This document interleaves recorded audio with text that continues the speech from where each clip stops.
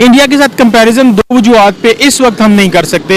एक तो उनकी जो पॉपुलेशन है या कह लीजिए कि जो उनकी ह्यूमन रिसोर्स स्ट्रेंथ है वो हमसे मैनी टाइम्स ज़्यादा है। उनका जो पर कैपिटा इनकम है वो हमसे कहीं ज़्यादा है। उनके जो फॉरेन रिजर्व्स हैं वो हमसे मैनी टाइम्स ज़्यादा है।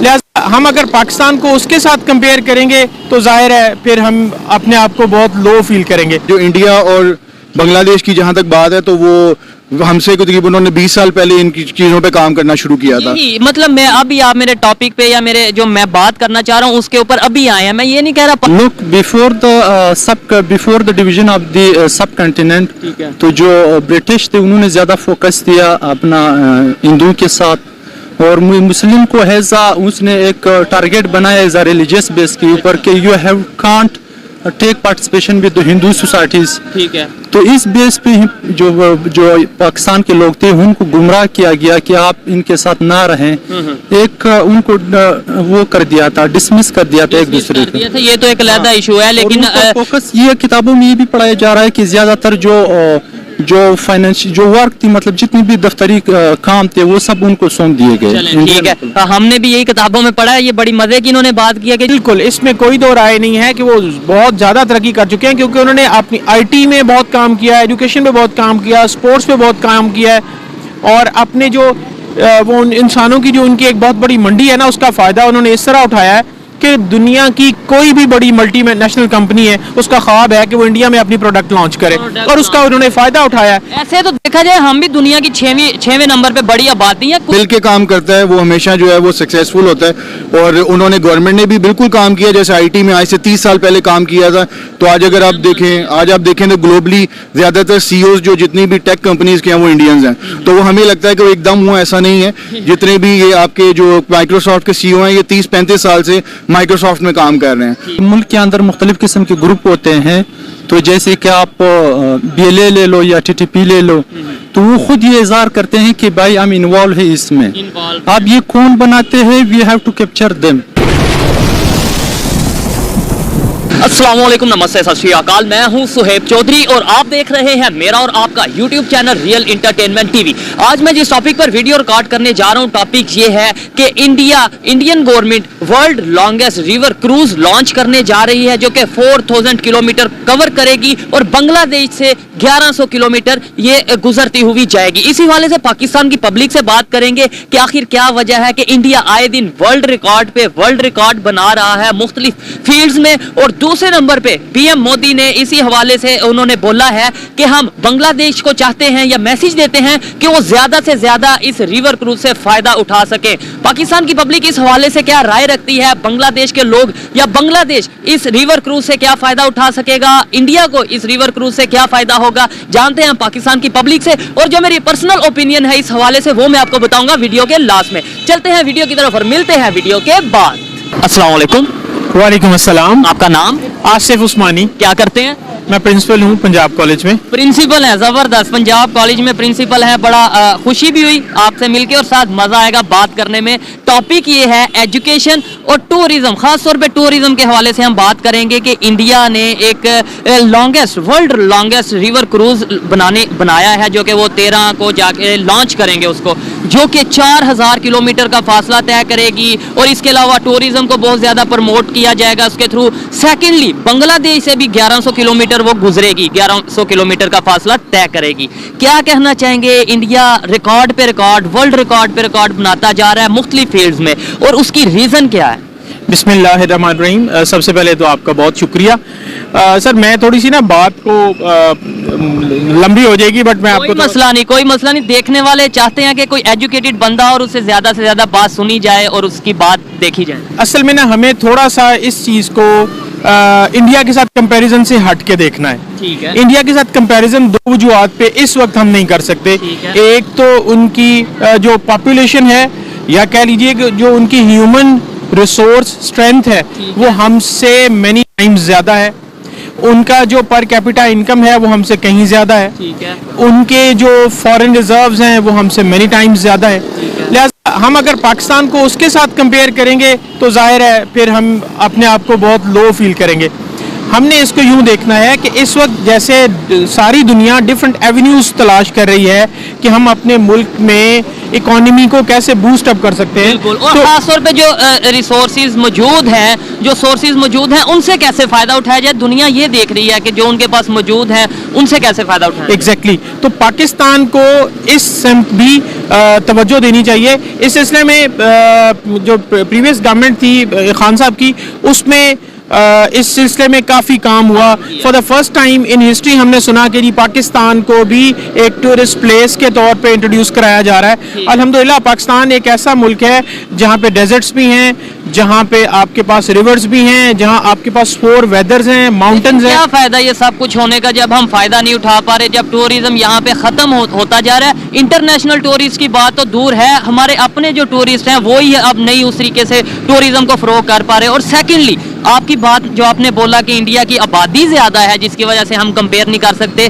सबसे पहले तो हम कंपेयर कर भी नहीं रहे, हम जस्ट ये बात कर रहे हैं कि क्या वजह है कि वो इस तरीके से काम कर रहे हैं और हम नहीं कर रहे। और सेकेंडली अगर आबादी इंडिया की ज्यादा है तो बांग्लादेश की आबादी तो ज्यादा नहीं है, वो क्यों ग्रो कर रहा है, वो क्यों उनकी मुख्तलिफ फील्ड्स में हमारे से आगे निकलता जा रहा है, इसके ऊपर आप क्या कहें? नहीं, मैं इस सेंस में बात कर रहा था कि बाज़ का ऐसा होता है कि हम ना अपने से बहुत बड़े के साथ कंपैरिजन करके ना अपनी छोटी छोटी अचीवमेंट्स को भी एंजॉय नहीं करते। तो सर ये देखें, कंपैरिजन इसलिए पहले नंबर पे कंपैरिजन नहीं, लेकिन बात इसलिए की जाती है, वैसे हम हर बात पे इंडिया को ले आते हैं, मतलब हम इंडिया से यहाँ पे आगे हैं, हमारे में जज्बा बहुत ज्यादा है। जहाँ पे हम बात आती है मतलब ग्रो करने की, जहाँ पे बात आती है अचीवमेंट्स की, उधर हम कह देते हैं नहीं नहीं उसकी आबादी ज्यादा है इसलिए हम वहाँ की बात ही नहीं करेंगे। ये नाइंसाफी नहीं है और अपने आप को धोखा देने वाली बात नहीं। मैं बिल्कुल ये नहीं कह रहा, मैं आपकी बात से एग्री करता हूँ, लेकिन मैं आपको पॉइंट समझाने की कोशिश कर रहा हूँ कि हमें ना स्टार्ट ले लेना चाहिए।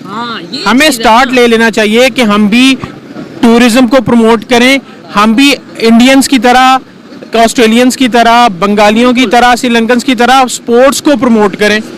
ये दो चीज़ें ऐसी हैं कि जो इस वक्त जो मॉडर्न वर्ल्ड इकोनॉमी है उसमें ये दोनों चीज़ें बड़ा इंपॉर्टेंट रोल प्ले कर रही हैं, क्योंकि ये दोनों चीज़ें सोशल मीडिया के थ्रू हाथों हाथ बेची जा सकती हैं, इनके जरिए से लोगों की अटेंशन ग्रैब की जा सकती है। ट्रेंड का दौर है ना, ट्रेंड जिसका बनता है। जैसे अब बात करें दुनिया का, अगर क्रिकेट स्टेडियम की बात करें, दुनिया का सबसे बड़ा क्रिकेट स्टेडियम इंडिया में बन रहा है। इसके अलावा मतलब कोई भी फील्ड में कर लें, वो आए दिन वर्ल्ड रिकॉर्ड बना रहा है। सिर्फ मेरी बात करने का मकसद ये था उनकी पॉलिसीज में ऐसी क्या चीज़ है कि वो दिन ब दिन ऐसे बेहतरी की तरफ जा रहे हैं या ग्रो कर रहे हैं। सर सबसे पहली चीज़ तो ये है कि वहाँ पॉलिटिकल स्टेबिलिटी बहुत ज़्यादा है। ठीक है, यानी एक अरसा हो गया कि वहाँ पे कोई किसी किस्म की कोई इन्वॉल्वमेंट नहीं है।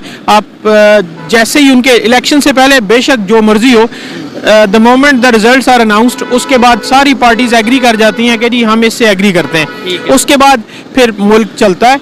आप सबसे पहले अपने मुल्क में एक पॉलिटिकल स्टेबिलिटी लाएं और इंशाअल्लाह ताला मैं बड़ा होपफुल हूँ। इस वक्त जितनी जुल्मत और जितना अंधेरा फैल गया है, इससे आगे रोशनी है इंशाअल्लाह ताला। अब अवेयरनेस आ रही है लोगों में, अब लोग बात कर रहे हैं इस तरह के टॉपिक्स के, भाई अगर हमारे नेबर कंट्री ग्रो कर रहे हैं, अगर वो फायदा उठा रहे हैं टूरिज्म से या फिर स्पोर्ट्स से या मुस्लिम डिपार्टमेंट में, तो हम क्यों पीछे रह रहे हैं? इंडिया को क्या फायदा होगा? ये जो वो क्रूज बनाया है उन्होंने और लॉन्च करने जा रहे हैं, इसको क्या फायदा होगा इंडिया को? और दूसरे नंबर पे बांग्लादेश को क्या फायदा होगा और इनके रिलेशन कैसे बेहतर होंगे? सर सबसे बड़ी बात यह है कि मुल्कों का फायदा सिर्फ और सिर्फ ना इन टर्म्स ऑफ इकोनॉमी और इंटरनेशनल स्ट्रेटजी से नापा जाता है। इंटरनेशनल इमेज की भी कोई बात होती है। इंटरनेशनल इमेज बेहतर होता है तो फिर आप टूरिज्म को प्रमोट करते हैं, टूरिज्म प्रमोट होगा तो आपकी इकोनॉमी स्ट्रांग होगी, इकोनॉमी स्ट्रांग होगी तो मुल्क में लोग खुशहाल होंगे।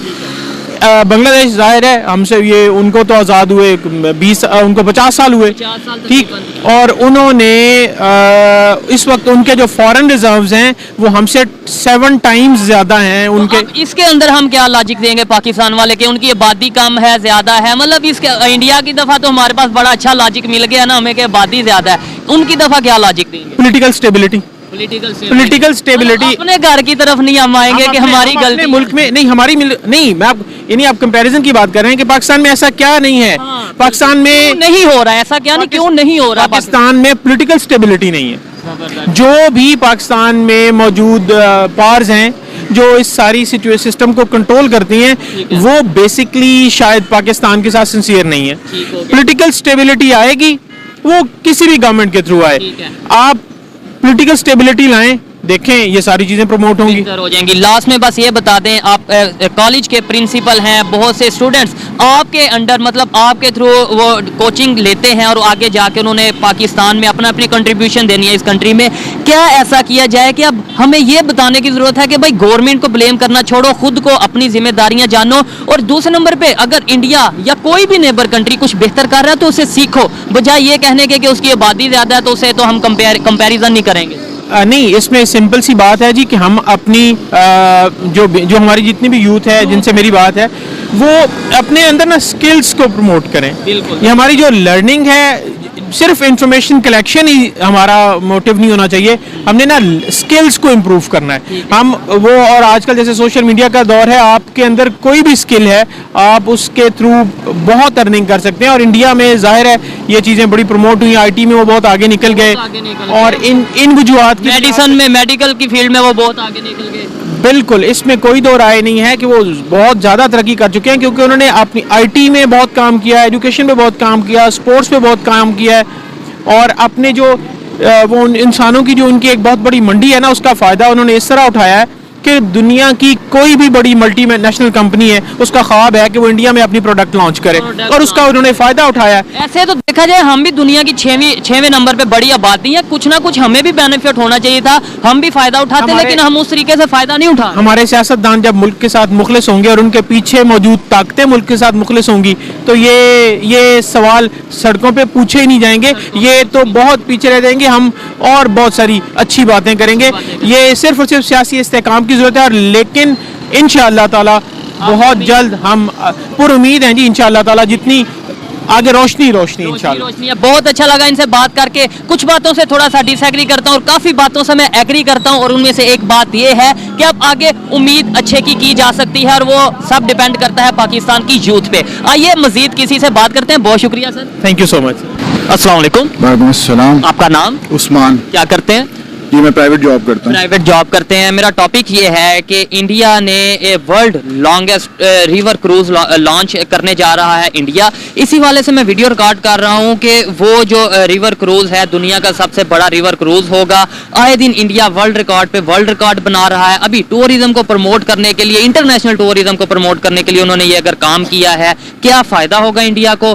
बांग्लादेश से सेकेंडली वो 1100 किलोमीटर तकरीबन बांग्लादेश से भी गुजर कर जाएगा, बांग्लादेश को इसका क्या फायदा होगा? और पाकिस्तान इस तरीके से काम क्यों नहीं कर रहा इंटरनेशनल टूरिज्म को प्रमोट करने के लिए?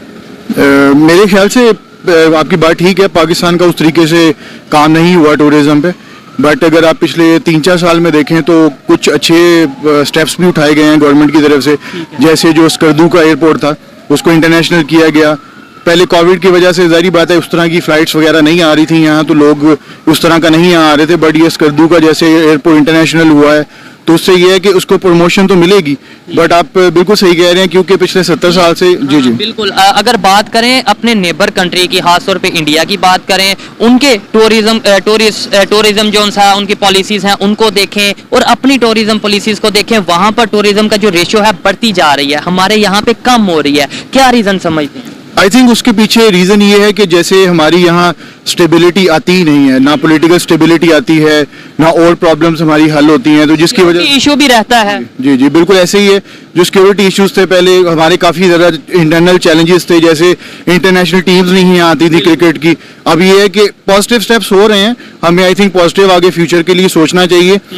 आपकी बात ठीक है कि पिछले सालों में नहीं हुआ, बट आई होप कि इंशाल्लाह ताला फ्यूचर में काफ़ी बेहतर होगा। जो इंडिया और बांग्लादेश की जहां तक बात है तो वो हमसे तकरीबन उन्होंने 20 साल पहले इन चीज़ों पे काम करना शुरू किया था। मतलब मैं अभी आप मेरे टॉपिक पे या मेरे जो मैं बात करना चाह रहा हूँ उसके ऊपर अभी आए हैं। मैं ये नहीं कह रहा पाकिस्तान में क्यों कम हो रहा है, होना चाहिए डेफिनेटली, बात तो हम पाकिस्तान के लिए कर रहे हैं, लेकिन यही मेरा बात है कि वो क्यों इतना एडवांस चल रहे हैं, वो कैसे, उनकी पॉलिसीज क्या हैं, क्या वजह, क्या आप जो कह रहे हैं कि 20 साल पहले उन्होंने काम करना शुरू कर दिया था, हमने तब क्यों नहीं किया? यही तो मेरा पॉइंट है। जैसे मैंने बताया उसके पीछे रीजन ये है कि हमने कभी भी कलेक्टिवली नहीं सोचा, चाहे गवर्नमेंट हो चाहे हम एज अ पर्सन हो, हमने कलेक्टिवली कभी नहीं सोचा। हर बंदा अपना सोचता है, चाहे वो आपके ऊपर हुक्मरान बैठे हैं या हम एज अ पर्सन हम सिर्फ अपना पर्सनल सोचते हैं। तो मेरे ख्याल से जब तक आप कलेक्टिवली गवर्नमेंट जो है वो ये नहीं सोचेगी कि हमने ओवरऑल इस कौम को कैसे बिल्ड करना है, तो ये प्रॉब्लम्स हमेशा रहेंगी। बट इंशाल्लाह उम्मीद है कि काफ़ी हद तक चीज़ें बेहतर होंगी, जैसे इंडिया और बांग्लादेश में हुई हैं। इंशाल्लाह पाकिस्तान में भी उम्मीद है कि फ्यूचर में बेहतर होंगी। इंडिया की बात करें, वहां पर आपने बोला 20 साल पहले 30 साल पहले उन्होंने इस चीज़ पे काम करना, इन डिपार्टमेंट्स में काम करना शुरू किया, आज उन्हें फ़ायदा हो रहा है। क्या आज भी हमारे पास टाइम है कि हम सीख लें, अभी भी सीख लें अपने नेबर से, इंडिया से या किसी भी कंट्री से, ऑस्ट्रेलिया से सीख लें, किसी भी मतलब जो ग्रो कर रहा है इस हवाले से उसे सीखें और आज भी इन पर काम शुरू कर दें तो हमारे लिए बेहतर हो। जी बिल्कुल ऐसी है, इट्स नेवर टू लेट। कभी भी कोई चीज़ लेट नहीं होती, जब भी आप स्टार्ट करें उसी दिन सवेरा होता है। तो अब मुझे उम्मीद है कि इंशाल्लाह ताला मेरी रिक्वेस्ट भी है गवर्नमेंट से भी और एज अ पर्सन हम जो सारे हैं कि हमें अपना अपना पार्ट प्ले करना चाहिए और कलेक्टिवली इस मुल्क को जो है वो ऊपर जब बढ़ाना चाहिए। इंडिया आए दिन वर्ल्ड रिकॉर्ड पे वर्ल्ड रिकॉर्ड बना रहा है मुख्तलिफ फील्ड्स में, मुख्तलिफ डिपार्टमेंट में। उसके अंदर किसकी ज्यादा मतलब क्या अगर बात की जाए, उनकी गवर्नमेंट बेहतर है, उनकी अवाम में अवेयरनेस आ चुकी है या कलेक्टिवली वो मिल के काम कर रहे हैं? आई थिंक कलेक्टिवली है जी। देखें हर बंदे का अपना रोल है, मैं एज अ पर्सन क्या अपना रोल अदा कर रहा हूँ, मुझे खुद भी देखना चाहिए। मेरे लिए भी सोचने वाली बात है कि मैं अपनी जिम्मेदारी पूरी कर रहा हूँ, तो इंडिया वाले इसका मतलब है मिल के काम कर रहे हैं। बिल्कुल, जो मिल के काम करता है वो हमेशा जो है वो सक्सेसफुल होता है। और उन्होंने गवर्नमेंट ने भी बिल्कुल काम किया, जैसे आईटी में आज से 30 साल पहले काम किया था। तो आज अगर आप देखें तो ग्लोबली ज्यादातर सीईओज जो जितनी भी टेक कंपनीज के हैं वो इंडियंस हैं। तो वो हमें लगता है कि वो एकदम हुआ, ऐसा नहीं है। जितने भी ये आपके जो माइक्रोसॉफ्ट के सीईओ हैं ये 30-35 साल से माइक्रोसॉफ्ट में काम कर रहे हैं। तो ये है कि ये एक लॉन्ग जर्नी है, आज से स्टार्ट करेंगे तो इंशाल्लाह ताला बिल्कुल ऐसी है कि हम कहीं ना कहीं अच्छी जगह पे पहुंच जाएंगे इंशाल्लाह। बहुत शुक्रिया, अच्छा लगा बात करके। अभी भी बहुत लेट नहीं हुआ, अभी भी हमें सीखना चाहिए अपने नेबर से, और अगर हम सीख लेंगे, अभी भी हम शुरुआत करेंगे, स्टार्टअप लेंगे, तो शायद 10, 15, 20 साल बाद हम ये कह सकेंगे पाकिस्तान ने ये लॉन्च किया, पाकिस्तान इस फील्ड में आगे जा रहा है। अदरवाइज 15 साल बाद भी मेरे जैसा कोई रोड पे खड़ा होकर यही बोलेगा कि इंडिया ने ये कर लिया, पाकिस्तान ने क्यों नहीं किया, बांग्लादेश ने ये कर लिया, पाकिस्तान ने क्यों नहीं किया। तो फिर पाकिस्तान के लिए सोचने वाली बात है। आइए मजीद किसी से बात करते हैं। बहुत शुक्रिया, थैंक यू जी, थैंक यू। अस्सलाम वालेकुम। वालेकुम सलाम। आपका नाम? मोहम्मद ज़ाहिर। क्या करते हैं?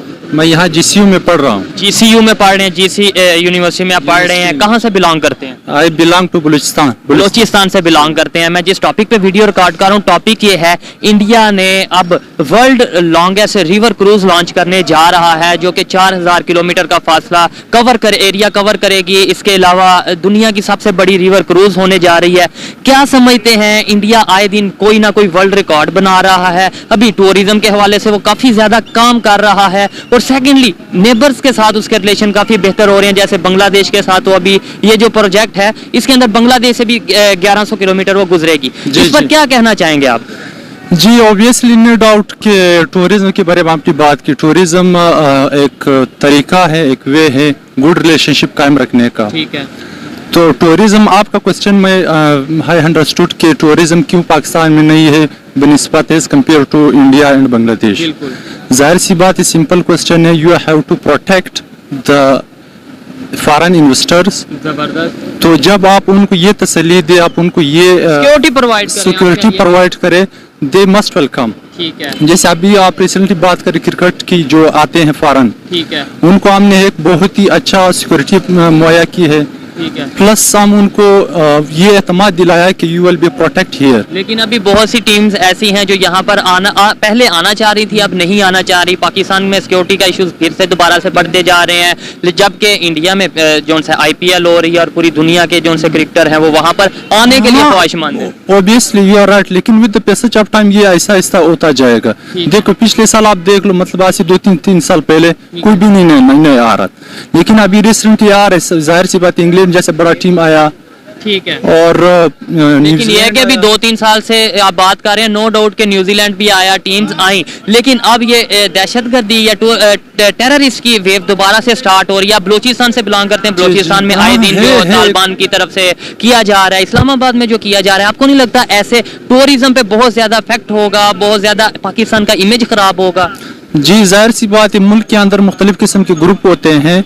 तो जैसे कि आप BLA ले लो या TTP ले लो, तो वो खुद ये इज़हार करते हैं कि भाई हम इन्वॉल्व है इसमें। अब ये कौन बनाते हैं, we have to capture them. जबरदस्त। ये ग्रुप कौन बनाता कौन है? ये ग्रुप और कौन किसकी वजह से बनता किसकी है? वजह से बनते हैं? अब लोग होते हैं काफी सारे, ठीक है, तो उनको लोग आयर करते हैं, you have to attack there, उनको पॉइंट देते हैं। ठीक है, तो जाहिर सी बात यह है कि we have to capture the main ठीक है। पॉलिसीज की बात करें, इंडिया की पॉलिसी कौन सी ऐसी हाँ, पॉलिसीज हैं जाहिर- जिनकी वजह से वो हर फील्ड में बेहतर परफॉर्म कर रहा है? मतलब 1947 में जो इंडिया की कंडीशन थी वही शायद पाकिस्तान की कंडीशन थी। 70s तक की बात करें, जो पाकिस्तान की कंडीशन थी वही शायद इंडिया की कंडीशन थी। आज इंडिया जहां पर जा चुका है, हम लोग तो शायद ये भी कंपैरिजन तो बहुत दूर, हम वैसे ही बात करें तो हमें थोड़ा सा अपने आप में थोड़ा शर्म आती है कि यार हमें उनके साथ कंपैरिजन करना नहीं चाहिए, उनकी बात नहीं करनी चाहिए। वजह क्या है, क्या है ऐसी policies? Look before the division of the sub continent, ठीक है। तो जो ब्रिटिश थे उन्होंने ज्यादा फोकस दिया अपना हिंदुओं के साथ, और मुस्लिम को हैजा उसने एक टारगेट बनाया एज अ रिलीजियस बेस के ऊपर कि you have can't take participation with the Hindu societies. ठीक है, तो इस बेस पे ही जो पाकिस्तान के लोग थे उनको गुमराह किया गया कि आप इनके साथ ना रहें। एक उनको वो कर दिया था, डिसमिस कर दिया था एक दूसरे को। ये तो एक अलग इशू है, लेकिन फोकस ये किताबों में ये भी पढ़ाया जा रहा है कि ज्यादातर जो फाइनेंशियल जो वर्क थी, मतलब जितनी भी दफ्तरी काम थे वो सब उनको सौंप दिए गए। चलें, ठीक है। हमने भी यही किताबों में पढ़ा है। ये बड़ी मजे की इन्होंने बात किया कि जी जो हिंदू थे उनको सारे दफ्तरी काम, जो ऑफिस वर्क था सारा उनके अंडर था, इसलिए जो उनसे मुसलमान है ग्रो नहीं कर पाए। लेकिन मान लेते हैं, ये भी मान लेते हैं कि सारा पेपर वर्क उनके पास था। लेकिन मुझे ये बताएं, पार्टीशन हो गई, पार्टीशन भी शायद इसी वजह से हुई कि हम कुछ कर नहीं पा रहे अपनी आजादी से। पार्टीशन हो गई, उसके बाद तो हम और नीचे आगे बजाय ऊपर जाने के। अब तो हम आजादी, अब यहाँ पे कौन सा हिंदू है जो इस तरीके से हमें डिस्टर्ब कर रहा है, कौन सा नॉन मुस्लिम है, कौन सा जो अंग्रेज है जो हमें डिस्टर्ब कर रहा है? इधर सारे मुसलमान हैं, मुसलमान की गवर्नमेंट है। नो डाउट यहाँ पे कुछ लोगों को उन्होंने तैयार किया है। अच्छा, अभी भी यानी तैयार उन्होंने? हाँ, उनका अभी भी यहाँ पर है कुछ हाथ, वो कहते हैं कि कानून के बड़े लंबे हाथ हैं। मैंने तो सुना था जीसी यूनिवर्सिटी में बड़ी क्वालिटी एजुकेशन होती है, लेकिन आई थिंक थोड़ा सा हमें बेहतरी की तरफ सोचने की जरूरत है।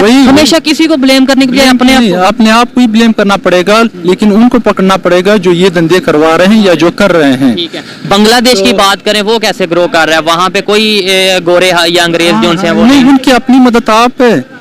तो हमारे यहाँ है कुछ मसाइल, आप हम पॉलिटिशियन के ऊपर वी शुडंट टू क्रिटिसाइज। ठीक है। कुछ है पॉलिटिशियन जो ये एक बुक है द व्हाई नेशन फेल्स, उसमें ज्यादातर उन्होंने ज्योग्राफी के ऊपर भी बात की है, कल्चर के ऊपर भी बात की है कि ये मुल्क को तबाह इतना नहीं कर दी जितना एक पॉलिटिशियन कर रहा है। बिल्कुल ऐसा ही है। देखिए, हमें इस बात है कि पॉलिटिशियन ही वो जड़ है जो आपको ऊपर ले जा सकती है, वही नीचे लेकर जा सकती है। हमें ये चीज देखने की जरूरत है कि अगर बांग्लादेश या इंडिया की खासतौर पे बात करें बहुत तेजी से ग्रो कर रहा है, तो उसके अंदर उनका अपना मतलब वो अपनी मदद आपके तहत कर रहे हैं, और पाकिस्तान अगर नहीं कर रहा तो हमारा कसूर है। बजाय हम ये अच्छा, तो अगर गोरे यहाँ पे इन्वॉल्वमेंट कर सकते हैं तो इंडिया में क्यों नहीं करते, ये बताएं। हाँ, ये भी है। वहाँ पर मतलब ज्यादातर बात इस पे वापस आ गई कि पॉलिटिशियन को साथ दे रही है। ये चीज ये तो बोले ना, आप ये तो ना बोले कि आज भी 2023 में भी अगर हम ये कहें जी गोरे हमारे अब गोरों का काम नहीं यहाँ पे आना।